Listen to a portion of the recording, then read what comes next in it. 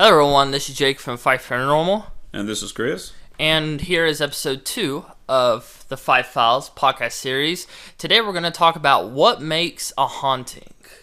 And of course, if you have an idea for a show you'd like to see us do, feel free to comment below or contact us either on our YouTube or through Facebook. Links will be provided in the description. So first off, Chris, what do you think makes a location haunted? Well, I think there's different factors that can go into a haunting. I mean, first of all, define a haunting. Right. I mean, what classifies a place as haunted? Is it just a creepy feeling? Is it an active apparition? Is it poltergeist activity? I mean, there's so many different factors there that you could consider makes a location haunted. I mean, I've heard stories of nothing more than, a weird light, and of course it's haunted. I think haunted is such a broad term that I think in different conversations and in different... It's going to mean something different to different people. Exactly. When me and you talk about a haunted location, does an eerie feeling qualify? Yeah, we usually talk about people seeing stuff, people hearing stuff, and then of course you get into the intelligent haunts, the residual haunts. Right. See, first you get into what is a haunting, then what type of haunting is it. And there's like different little subgenres, I guess, of hauntings. Because any place can be haunted. Right.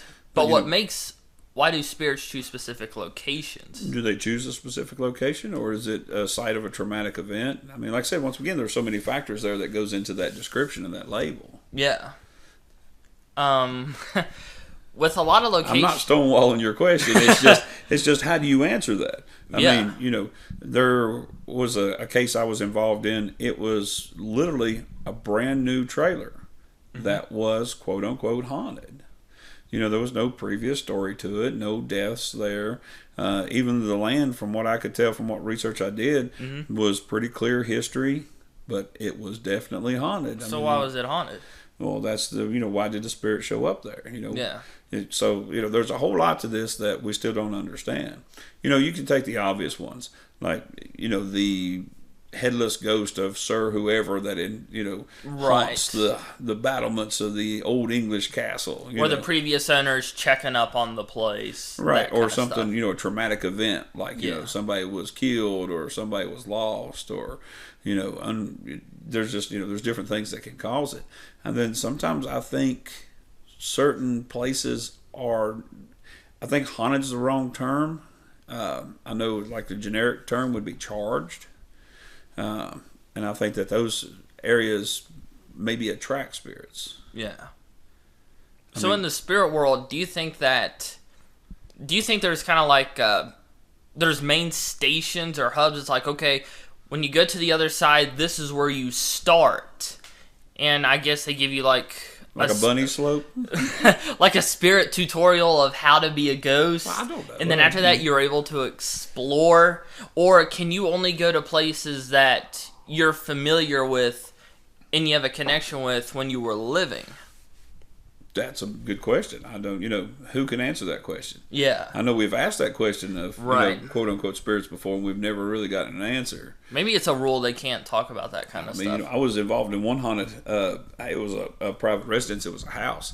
And that place had everything from objects moving, doors opening and closing, stuff being thrown across the room,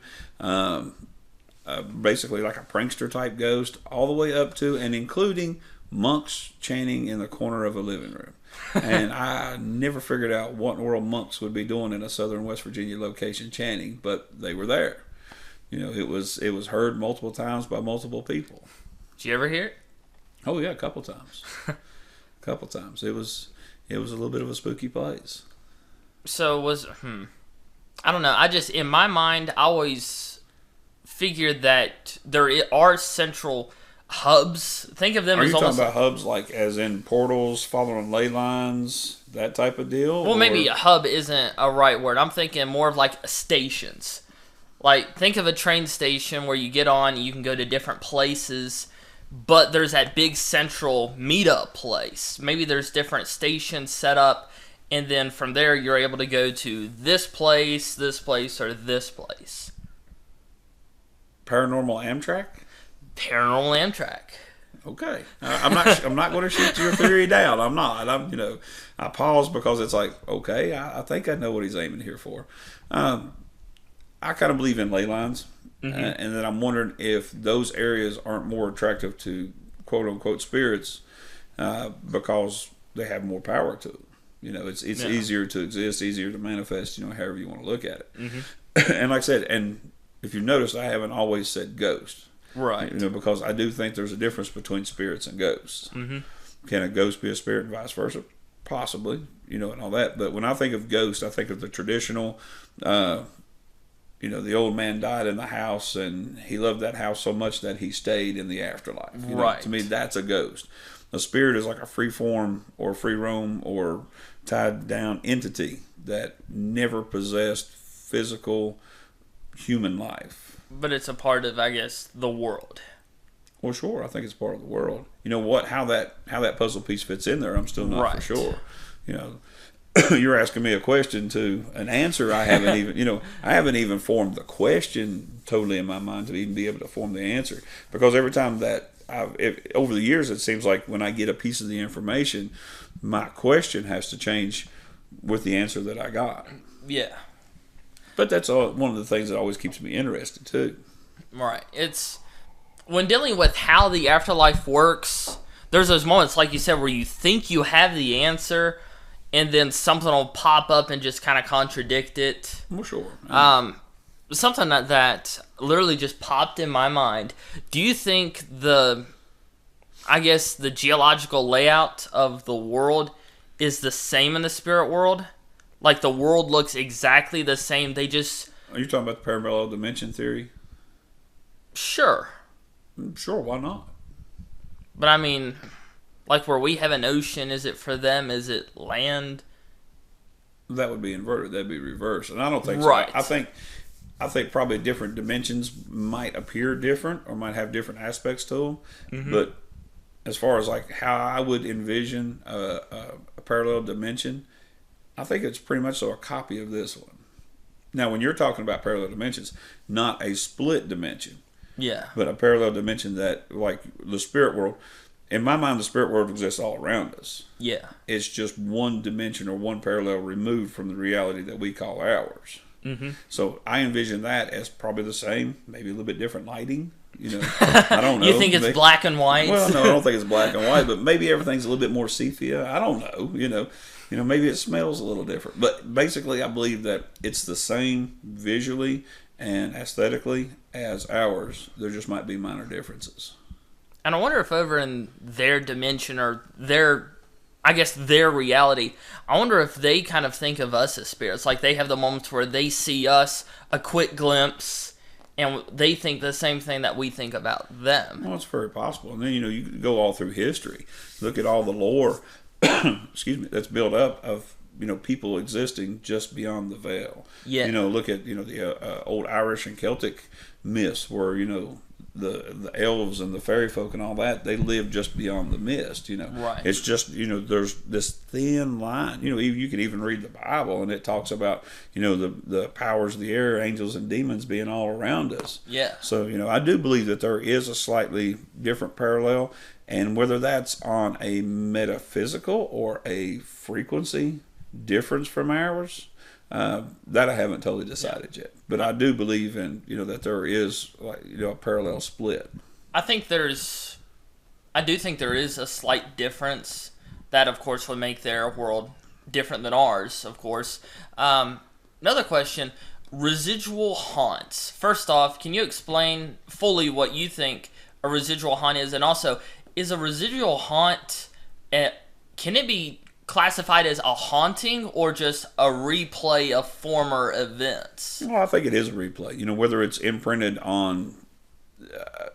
But can you call that replay a haunt? Because you can call it a haunt because it's a haunt would mean that there's something out of the ordinary there that makes it spooky, for lack of a scientific term.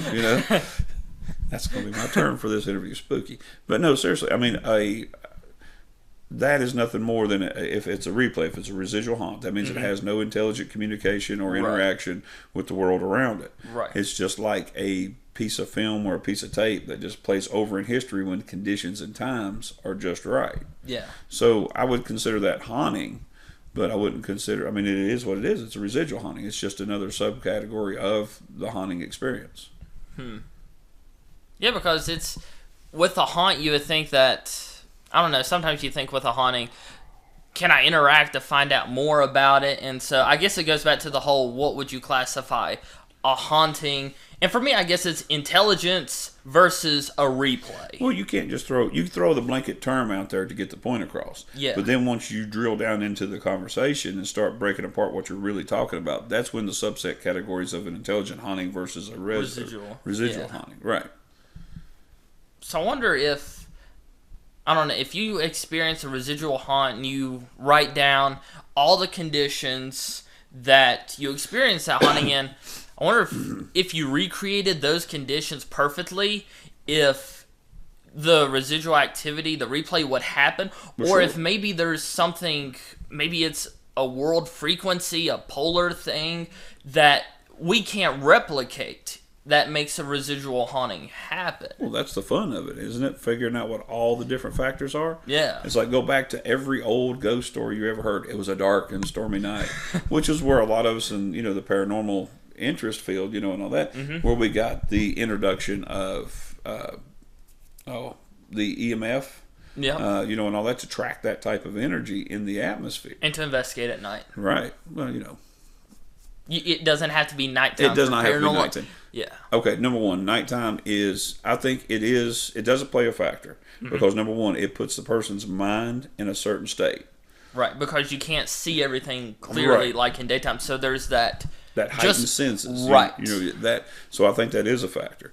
Number two, I think that it's preconceived notions. Most human beings are preconceived or already pre-programmed to believe that most hauntings happen at night.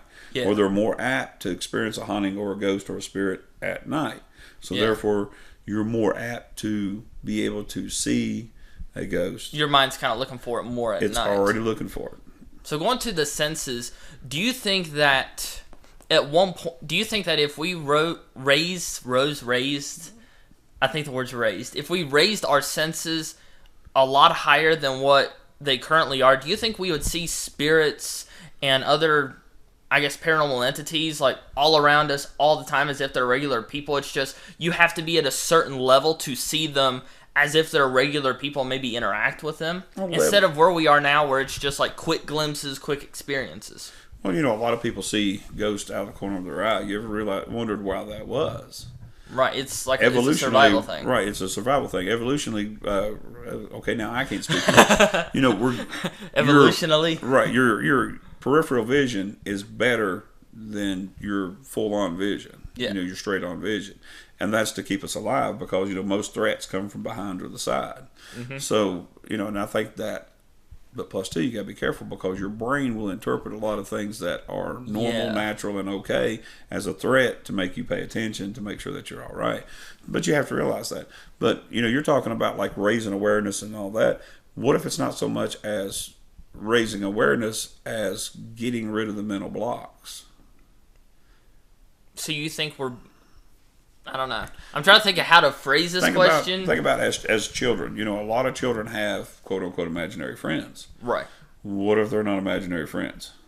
Yeah, because they don't have that, I guess, the thing ingrained in them, ghosts don't exist. Right. And plus, children, they're encouraged to have that imagination, to have the open mind, to create their own little worlds. Well, sure. And what if they're not creating everything? What if they're just perceiving what is already there? Yeah. So, for all of you listening, the next time your kid or you're around a kid who's talking about an imaginary friend, pull out the K2. Well, sure. That is an interesting. That's an interesting idea. I mean, why not? Yeah. We might find a correlation there. And that's something over the years that me and you have tried to put together is what correlates with this. When A happens, is B always in a result? And I don't think it's always going to be, flip switch A and you get light B. It's not always going to be the same. Yeah. But go down creepy hallway in old abandoned asylum at night, you see scary thing. Well, it might not work exactly like that. But does electricity play a part in it? How many times in a paranormal investigation do batteries get drained? Yeah. So there is definitely a correlation there. Now you have to ask your question: is that spirit energy doing it? Is it something geophysical, or is it something that we're doing as people and we don't realize it? So do you think?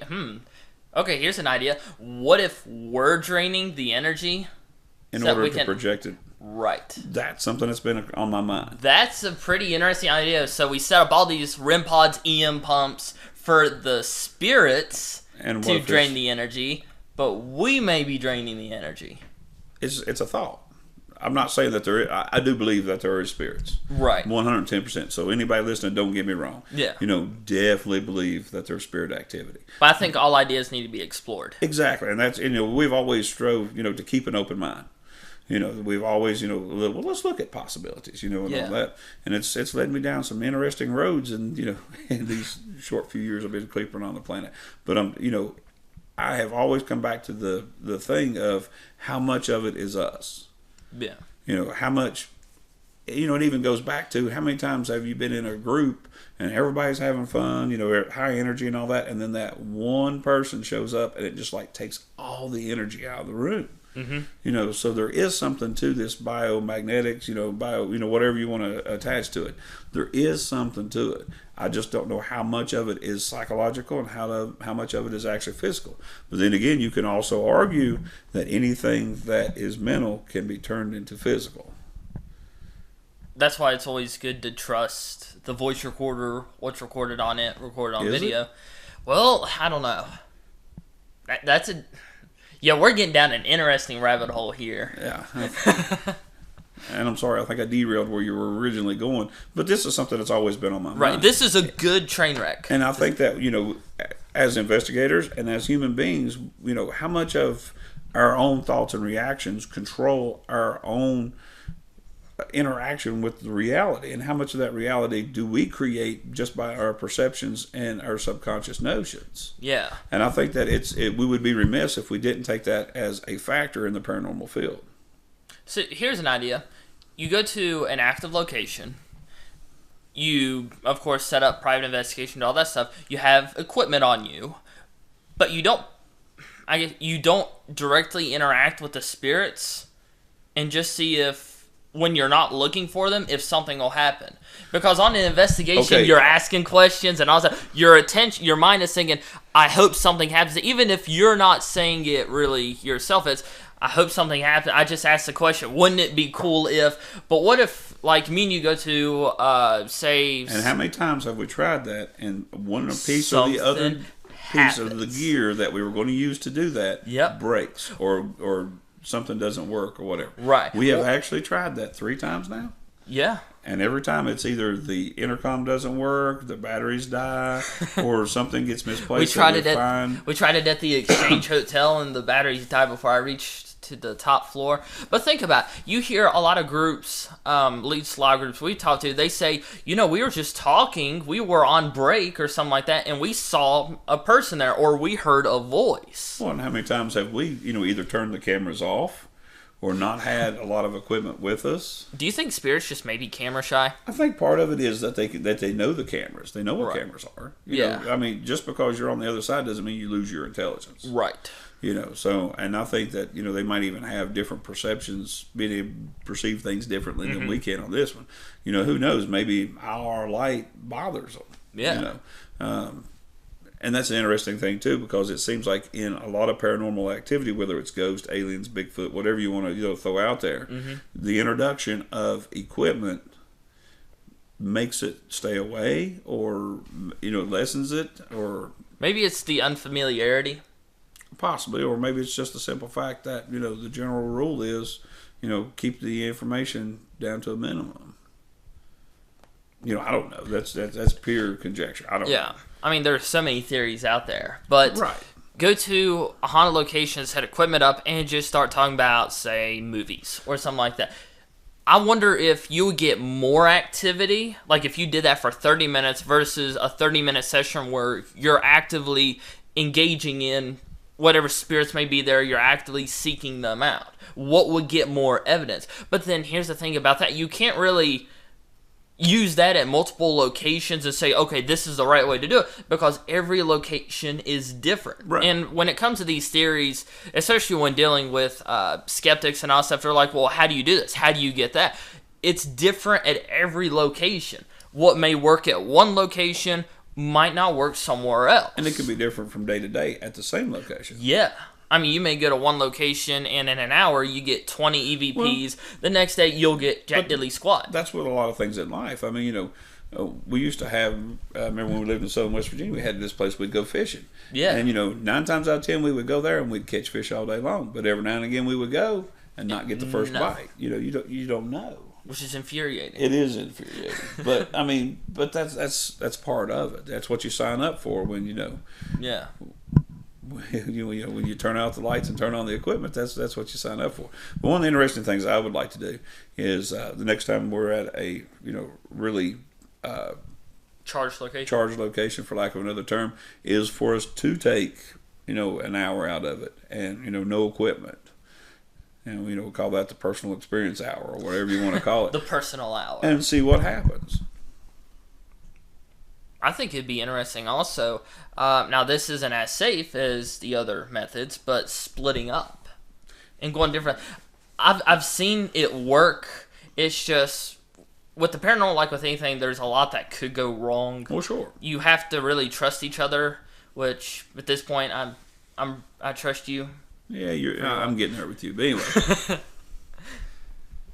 I think it could be interesting to try that. No, I mean isolation type experiments, and all that got really big with some of the ghost shows. But then that plays into the vulnerability, and when a person's feeling vulnerable, what senses are heightened? I wouldn't leave. I mean, for me personally, to be in an isolation situation, I'd be fine with it. Yeah, I'd be okay.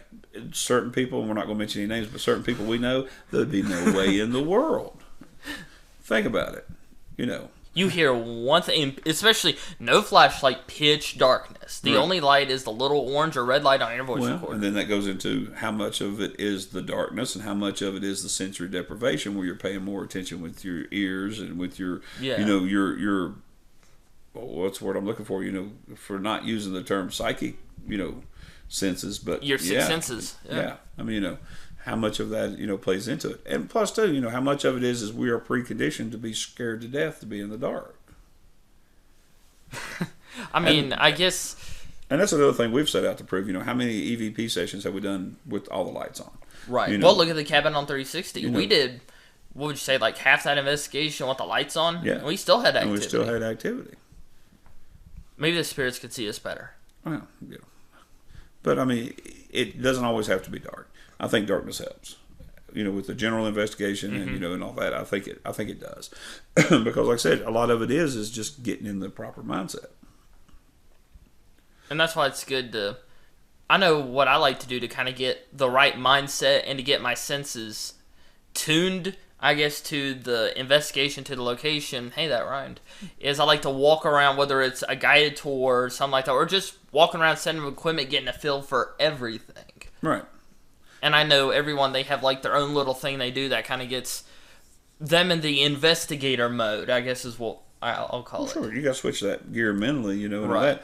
But then once again, being in investigator mode, how much are you're tuning out or not noticing, or That's why it's good to be open-minded, but I don't know. It goes back to the whole, what you see and hear, is that really what it is? Or is that what your mind is processing it? Once again, that's kind of where I'm stuck, how much of it is. And, and we've discussed, I come up with an idea the other night that I brought to you. Yeah. We won't go into details or whatever, but we are looking at a couple of different things to take some of the question out of it, I guess is the best way to. So stay tuned for that. We might make an announcement in the next few weeks or whatever. I don't even know how to pull that off yet. I have an idea as to how to pull it off, but I'm sure we'll discuss it more. We'll brain it. We'll strategize. And, to kind of give a little, teaser out for it, we're looking for a way that we can participate in an investigation with lessening preconceived notions, with getting rid of the mental blocks. Yeah, taking away the haze, taking away the the static, the noise. So And we're not just talking about spirit box. no, which sometimes, the spirit box is an acquired taste. Yeah, I mean, I think it does have its merit. There's just, for every merit, I think there's a few. Talking about switching gears, we were talking about the crystal radios.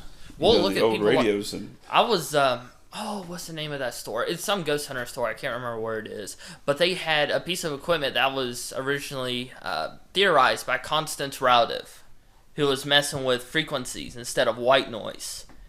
And that's something I want to look a little more into. And that goes back into that whole thing, if they're just on a different frequency, is there a frequency that you can project to where it makes it easier for them to communicate? Yeah. Without the deafening sound of the white noise. Right. But sometimes the white noise don't bother me. And sometimes, I'm not going to lie, sometimes that, oh. Especially, remember that PSB 11, which it was just like, it was like a little hypersweep. Yeah, it was. That's what we'll call it, hypersweep. And also, that's kind of, when you hear the sound, does it kind of, you're just waiting for that voice to come through. And there, of course, I think we mentioned it on last week's show, but the idea that you can plant a response on the device. Well, yeah. I mean, that goes back into how much of it do we play into? Yeah. Which I guess is a common theme we keep bringing up tonight. And I was trying to remember the name of the guy that it could psychically project things onto to film. So there has been experiments done on that. Yeah. And there has been some different successes and so forth. So is it totally possible? I don't know. I mean, I don't know. It's just a very interesting question.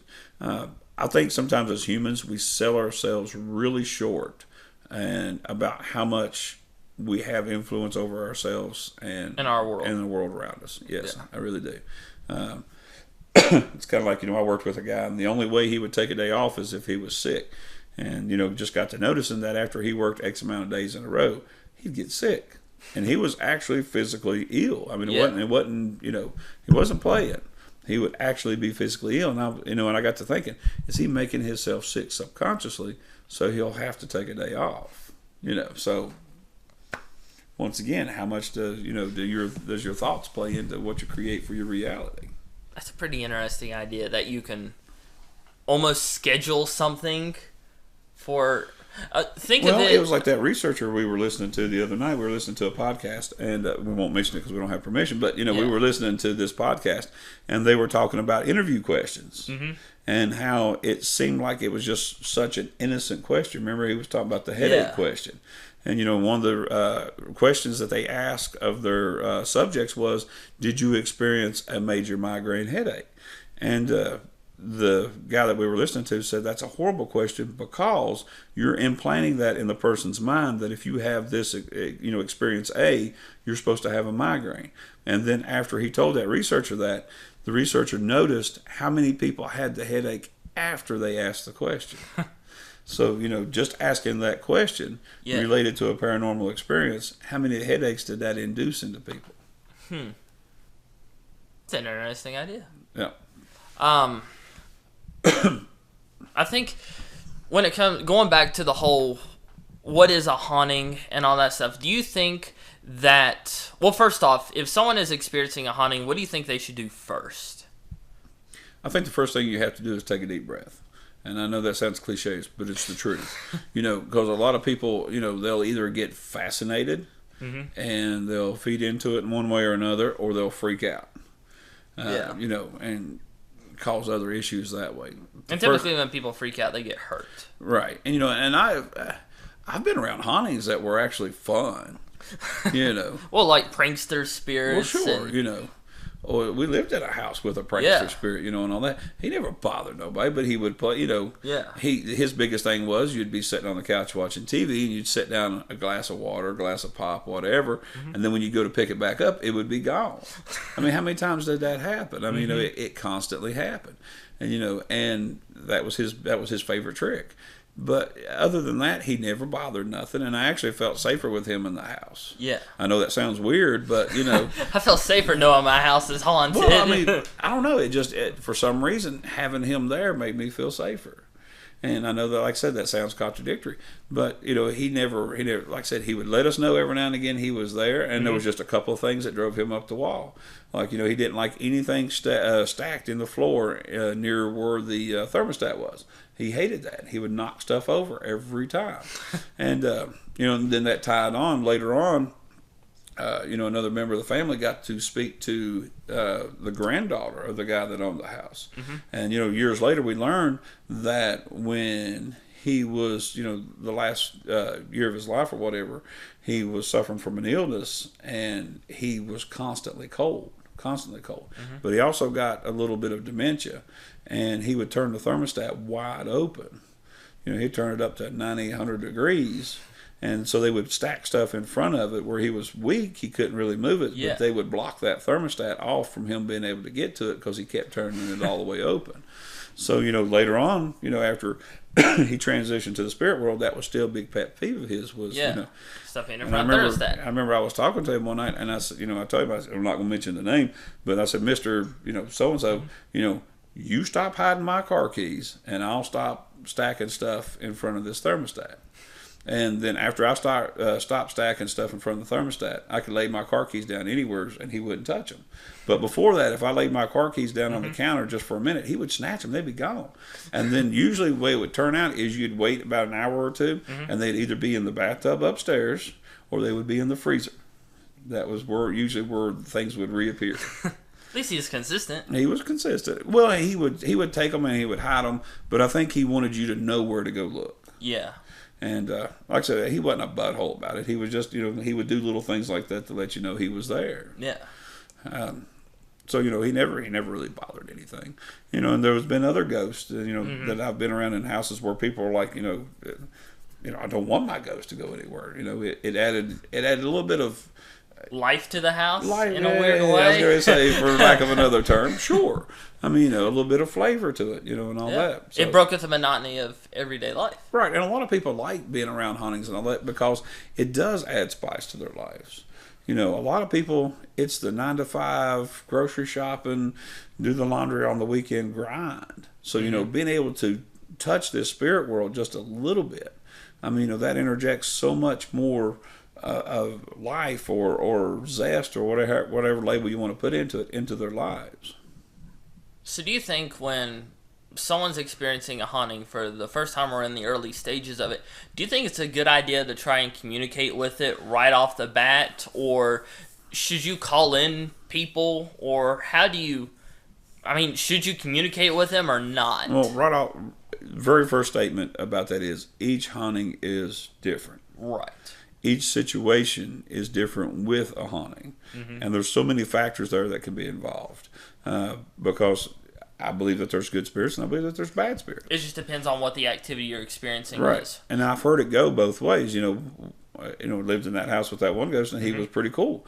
But, I had another guy that brought me, a story, wanted some help with a situation where him and his wife thought that they had a little girl ghost.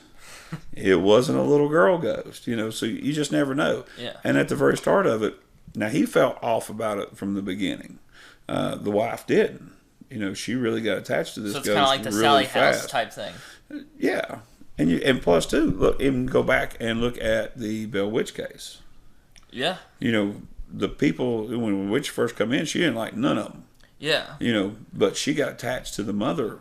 I mean, right off, the story where the mother got ill. Yeah. And the ghost and the witch literally went and got her fruits and things like that and basically nursed her back to health. Yeah. So it's like, wait a minute here, you're pulling Betsy's hair, you're trying to kill the husband, you beat up on the brother. That poor husband, though. I mean, if you read that case, that poor guy. It's almost like the Jeff the Talking Mongoose case. We're going into real obscurity here. Right. But the mongoose hated the wife, and there are accounts of him showing up over hedges and stuff, throwing rocks at her. Oh, he tormented her. I mean, he would shout things at her and, just... Reading, if you haven't read the transcripts of the stuff Jeff the Talking Mongoose has said, go look. It's... If nothing else, take it with a grain of salt and read it for the story that it is. But, so hauntings and all that, I've been investigations with decent sized groups where you might have 10 or 12 people there, and 2 people be like so comfortable and feel so welcome, and the other 10 going, let's get the heck up out of here. So that makes you reevaluate the people, I guess. Well, does it? I mean, it might throw a flag, So it really depends. I think it depends on so many factors that you can't say, well, here's a checklist if you're experiencing a haunting. Right. But I would say the very first thing is take a step back and not relax, but like I said, catch your breath. And then you have to realize real fast, how do you feel about it? And then you have to examine how you feel about said haunting. Do I feel this way because this is something that shouldn't be happening? It's outside the norms of what should be, my everyday life. Hence the term paranormal. It's something outside of normal. It's not normal. Stuff floating across a room is not a normal thing. Right. But, and you have to examine, did this make me feel angst or threatened because it's something paranormal, or was it a deeper feeling?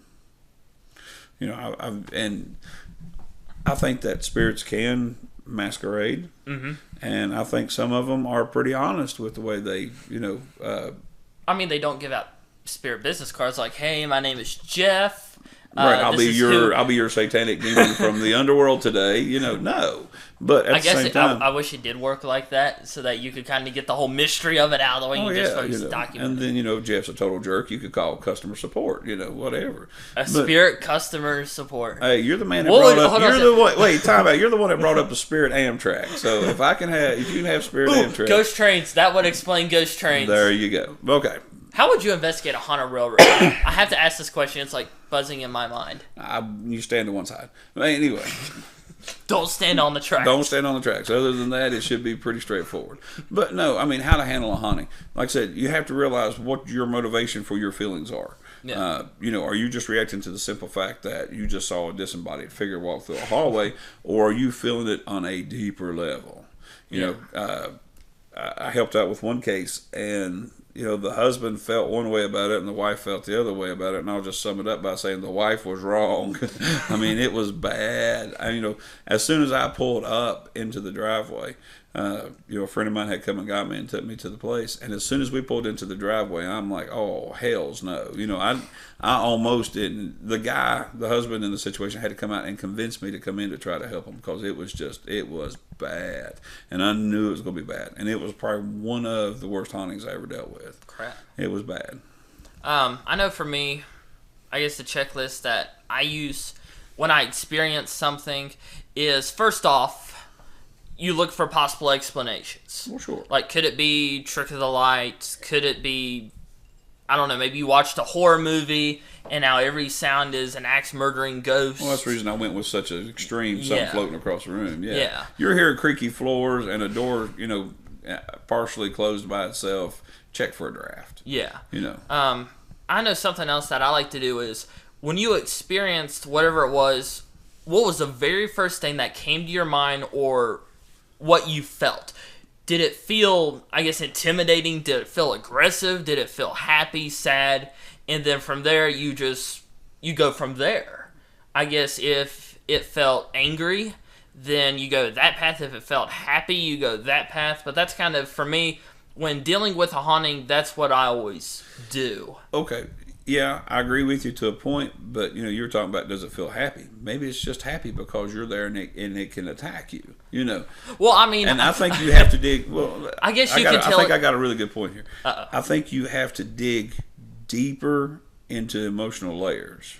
But if you do that, then would you be opening yourself up to a potential attack? The very simple fact that you're there, you're opening yourself up to it. Okay, but I mean even more so than you already are.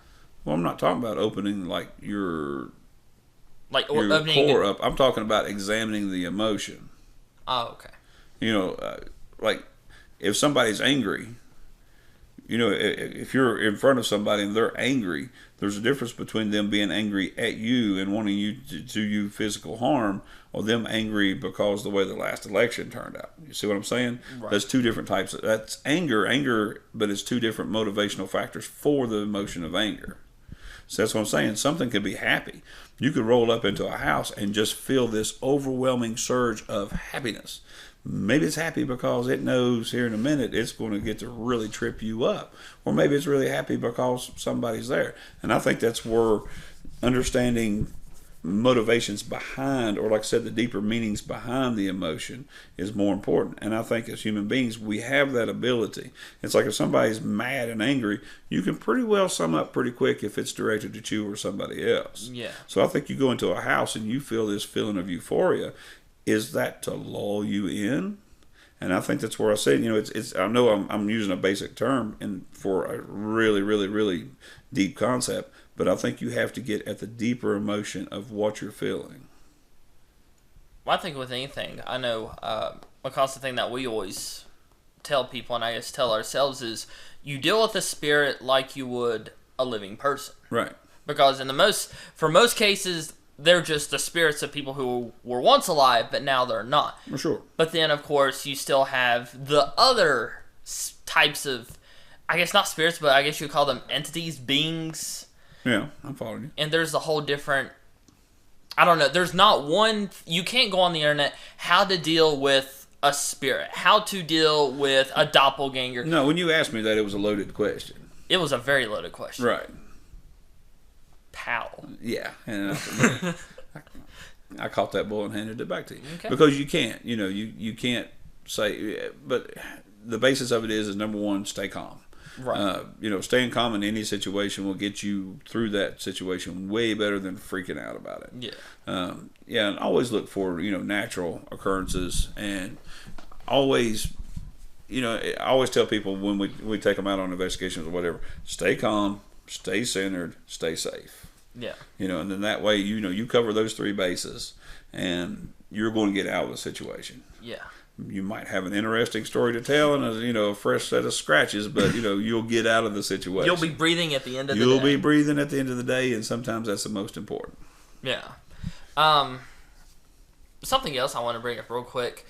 Do you think certain objects, whether it's paranormal equipment or just really any object, do you think they can act as like a beacon for spiritual activity? Anything can almost be a beacon. Like, I guess like a Ouija board can sometimes, people see it as, hey, it attracts spirits to this place. Or is it just your energy that you're projecting into the board? Right. So follow me on this logic. Okay. With something like a Ouija board working as, okay, it's a beacon, says, hey, spirits can go here.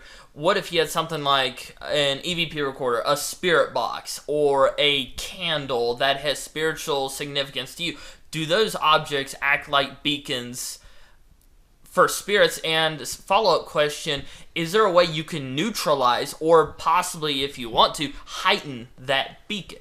Yeah, I believe so. I think anything can be a quote-unquote trigger object. Trigger. Trigger, yeah. I got choked up for a second.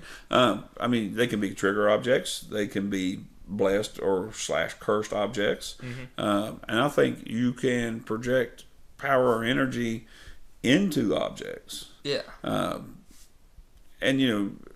Ouija board, pendulums, tarot cards, they're tools to one degree or another. Yeah. And it all depends what you personally feel or how you personally use those tools to how good and or, quote, safe they are. Yeah. But like I said, yeah, I think any object can be charged. How many different stories have you heard about, anything from the haunted car to the haunted house, Dolls are excluded because they're just evil to begin with. Well, dolls are, I think that goes into another category unto itself because of, in our minds, dolls being a representation of the human form. So therefore, a doll embodiment of evil kind of says something about us as a species.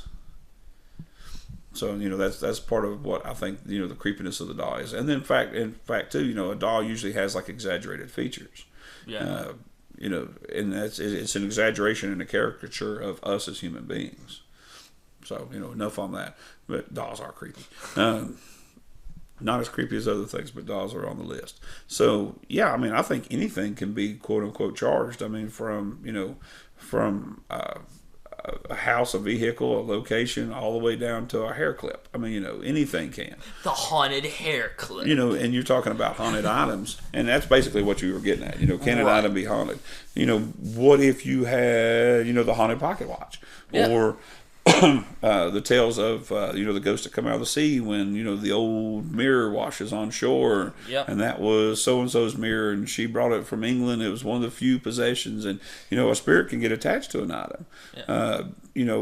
James Dean's car. Was it Little Devil or whatever the name of it is? And every piece of it's haunted. Yeah, supposedly is haunted and cursed as all get out. So for a spirit to haunt these objects, do they have to have a physical connection, whether they touched it, they owned it, or something like that?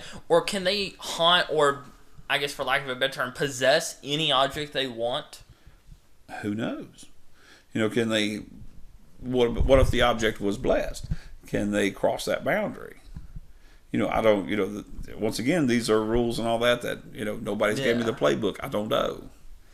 But yes, I do believe that just about any object can become the focus of and or possessed by a haunting.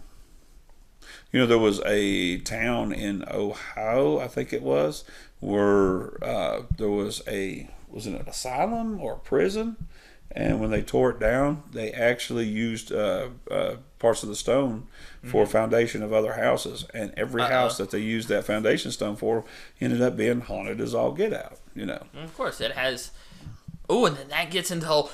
Okay. This is going to be interesting. We've talked about this before, but we haven't talked about this in a good long while.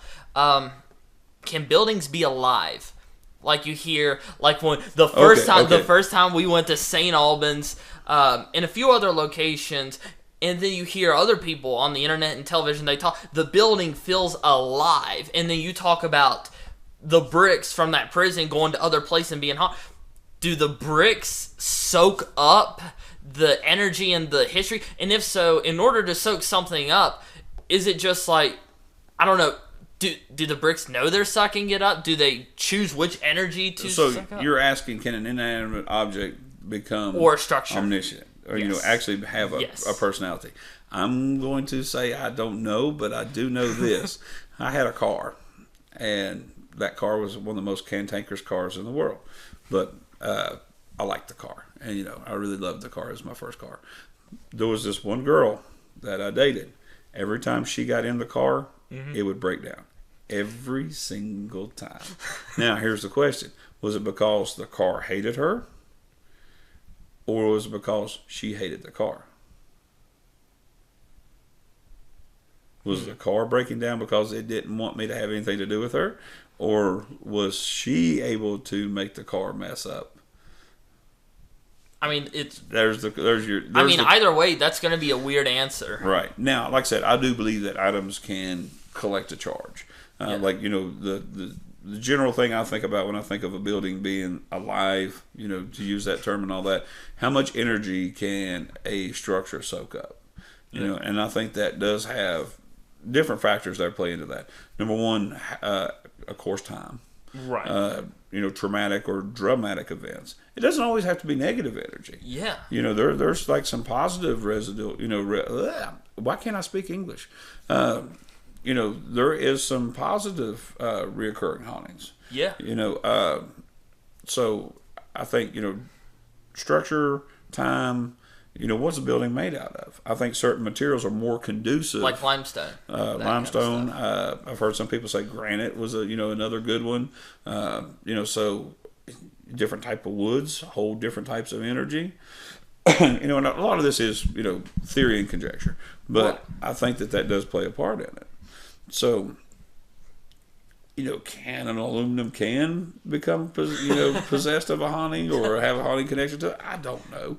But I do believe that a place can become charged. Yeah. I do believe that imprints and energy can be left in a location or with an item.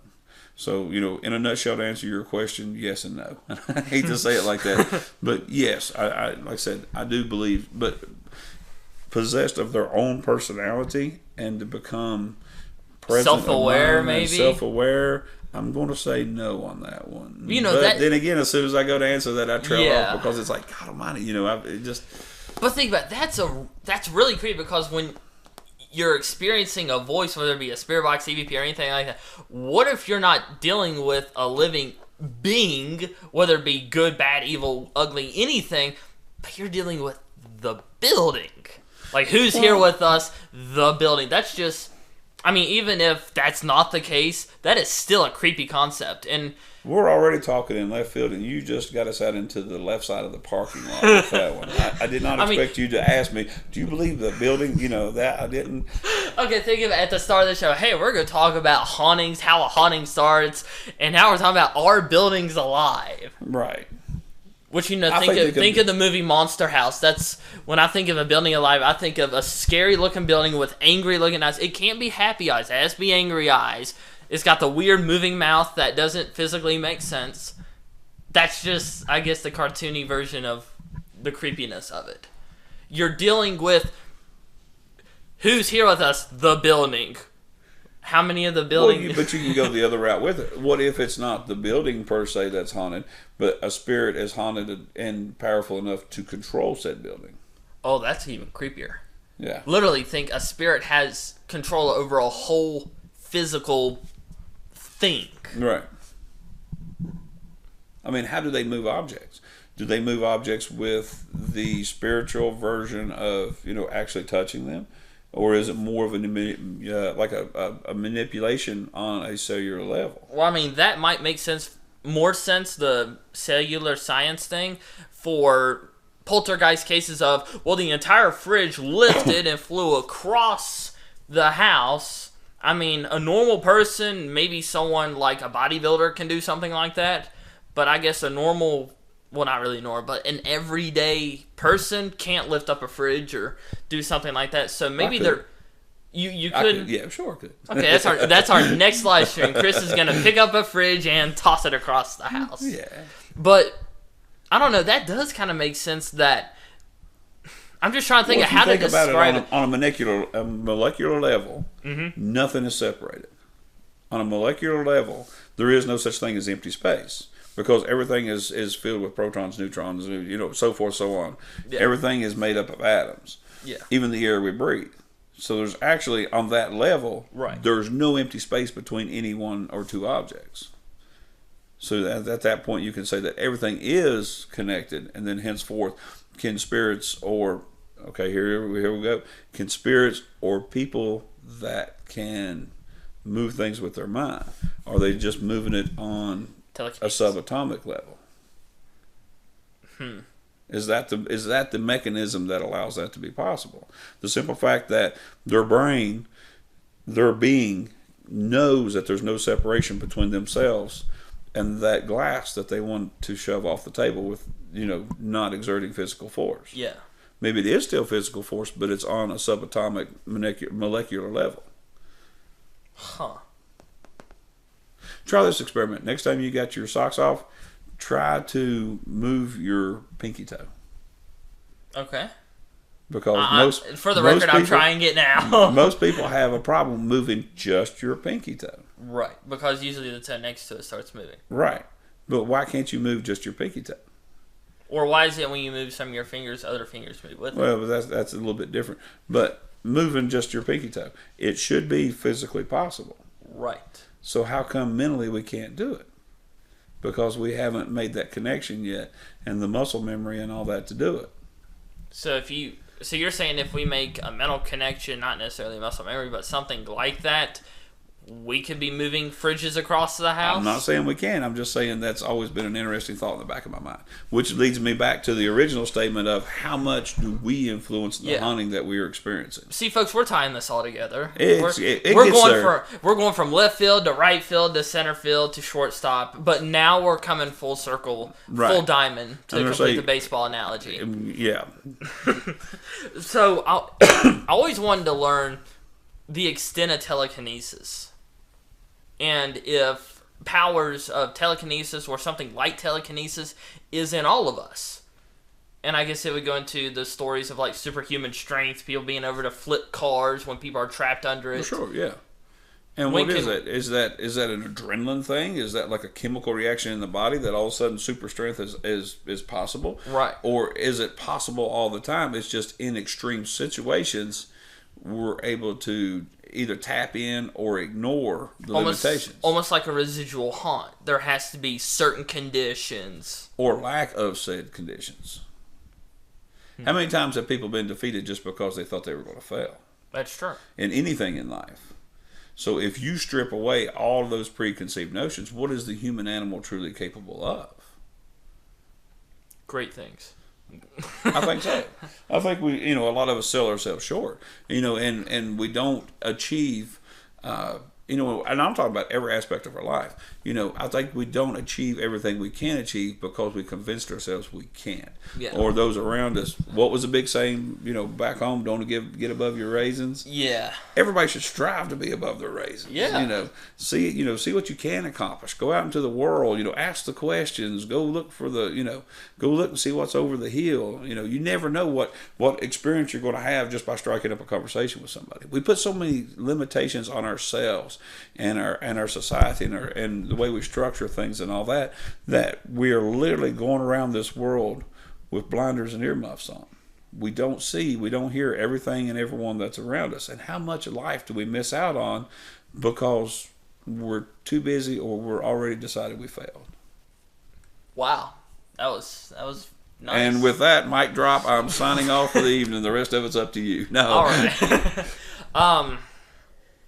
To tie it all in, at the end of the day, okay, if, say, I go into a haunted structure by myself and do an investigation with, I guess, every person's preconceived notions, all stuff, it's different. Mine's different from yours is different from mine. Right. So if I went into a place by myself, investigate for an hour, and then you went in for an hour, who would have more activity? And does that mean that some people, either by birth or through certain experiences, they have better, I guess, a higher level of sensitivity to this stuff than others? I think there might be differences in sensitivity, but I think everybody is sensitive to a point. It's like, how much does genetics versus, what's the old saying? Nature versus nurture. Yeah. How much of it is innate, it's always in you, and how much of it is the conditioning of your society, your notions, and what you do.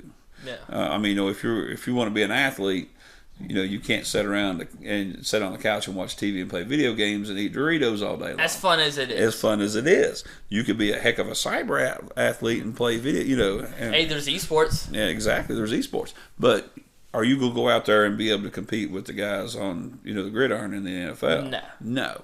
You can suit up, you can get on that field, and you're going to get hurt really quick or out of breath, and you're not going to be able to play at the level of the people that put in the work. Right. There's naturally gifted people at things. Mm-hmm. Your big sport was basketball. You've seen some people that could tear it up. Yeah. And, some of them just had the hand-eye coordination is there. Mm-hmm. How much better could they be if they put in the practice and the time? So is there a way you can do that would translate to the paranormal, I guess, psychically? Well, putting in the time, the work, I guess?